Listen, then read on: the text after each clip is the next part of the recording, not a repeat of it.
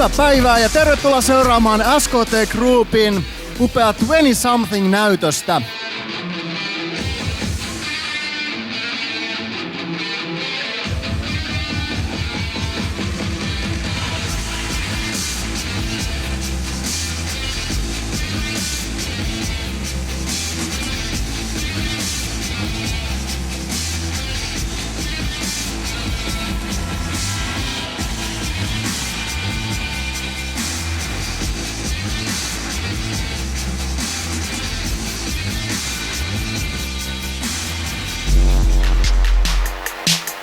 Ja mun mallit on tehty DigiVedhead Candy Fixation tuotteilla.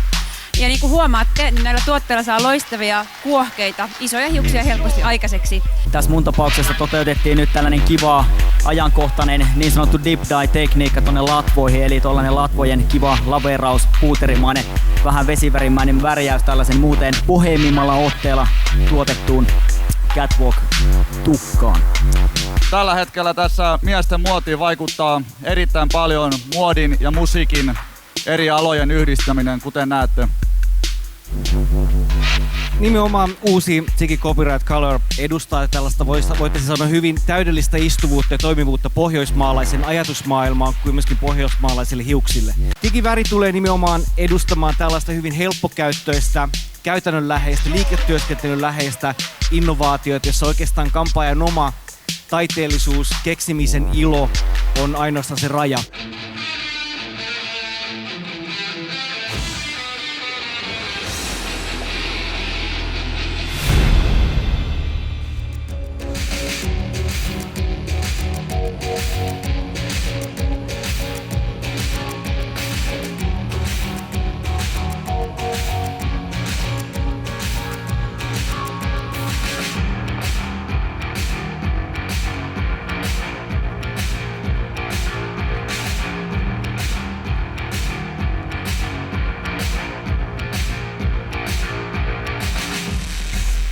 Zoiko-hiukset ovat ennen kaikkea veistoksellisia, arkkitehtuurisia ja voimakkaita.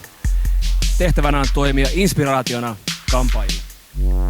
Tosiaan Zoikon leikkaukset on tosi teknisiä, graafisia ja niiden pyrkimys on tavallaan se, että kun me ollaan leikattu se malli siihen, me föönataan ja viimeistellään sen jälkeen se niin hyvin, että se istuisi mahdollisimman pitkään sillä mallilla.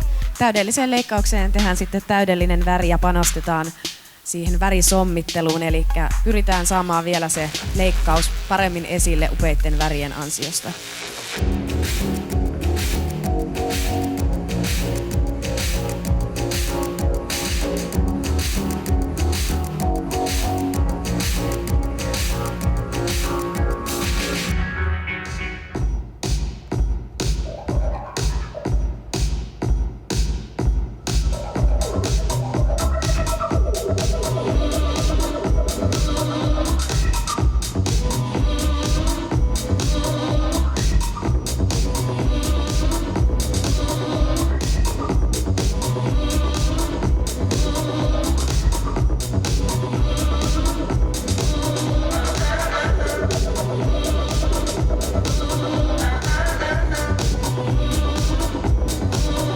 Niin vielä kertaalleen aplodit meidän upealle Foodke-porukalle. Tanssijat ihan mahtavia.